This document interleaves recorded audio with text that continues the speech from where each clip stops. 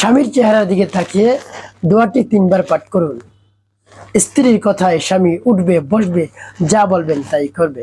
প্রিয় ভাই বোনেরা, অনেক সময় দেখা যায় স্বামী অনেক জ্বালা যন্ত্রণা করে স্ত্রীকে, অনেক অনেক জায়গায় দেখা যায় স্ত্রীকে অনেক জ্বালা যন্ত্রণা করে।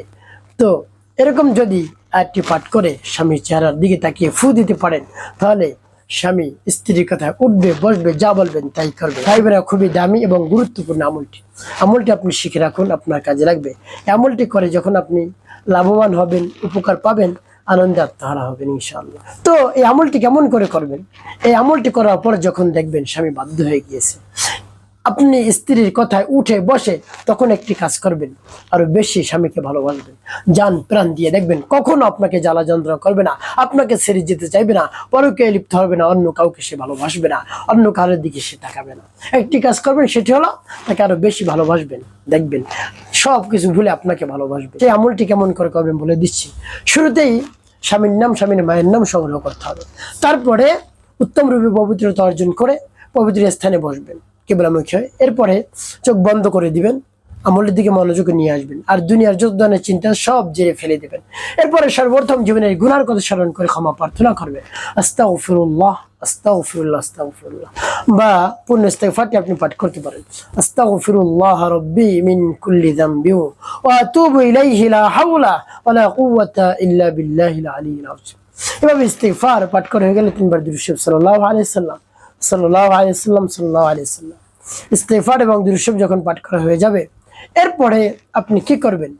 এরপরে আপনি সেই দোয়াটি পাঠ করবেন, সেই দোয়াটি পাঠ করে স্বামীর চেহারায় ফু দিবেন। তো প্রিয় ভাই বোনেরা, সেই দোয়াটি আমি বলে দিচ্ছি।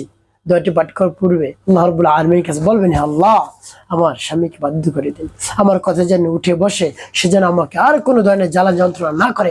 এটা বলে তারপরে আপনি আপনি আমলটি করবেন, এই দোয়াটি পাঠ করবেন। দোয়াটি আমি বলে দিচ্ছি, বিসমিল্লাহির রাহমানির রহিম ওয়া আলকাইতু আলাইকা মাহাব্বাতাম মিন্নি ওয়া আলকাইতু আলাইকা মাহাব্বাতাম মিন্নি ওয়া আলকাইতু আলাইকা মাহাব্বাতাম মিন্নি। এভাবে পাঠ করা হয়ে গেলে একটি ফু দিবেন স্বামীর চেহারা দেখতে। এভাবে ফু দেওয়া যখন হয়ে যাবে 3 বার পাঠ করে, এরপর একটি দোয়া পাঠ করবেন, ইয়া যাল জালালি ওয়াল ইকরাম, ইয়া যাল জালালি ওয়াল ইকরাম, ইয়া যাল জালালি ওয়াল ইকরাম। এভাবে যখন পাঠ করা হয়ে যাবে, তারপরে একটি ফু দিবেন।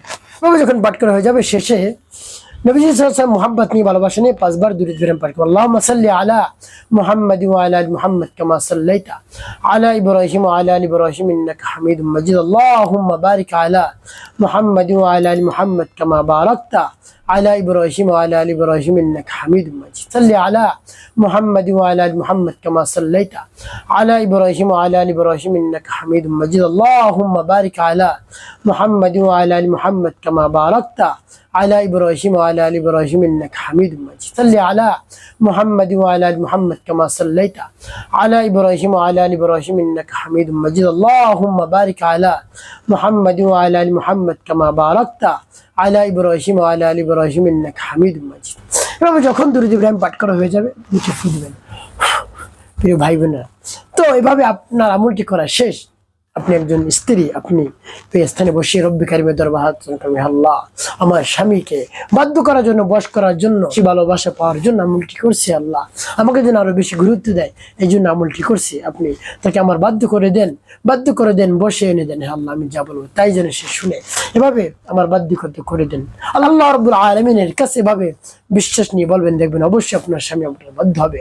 আপনি যা বলবেন তাই করবে ইনশাআল্লাহ। একটি কাজ করতে হবে, 5 ওয়াক্ত নামাজ আদায় করতে হবে, তারপর মানুষের খিদমতে কল্যাণে কাজ করবেন, অবশ্যই আপনার জীবন হবে সুখময় এবং শান্তিপূর্ণ।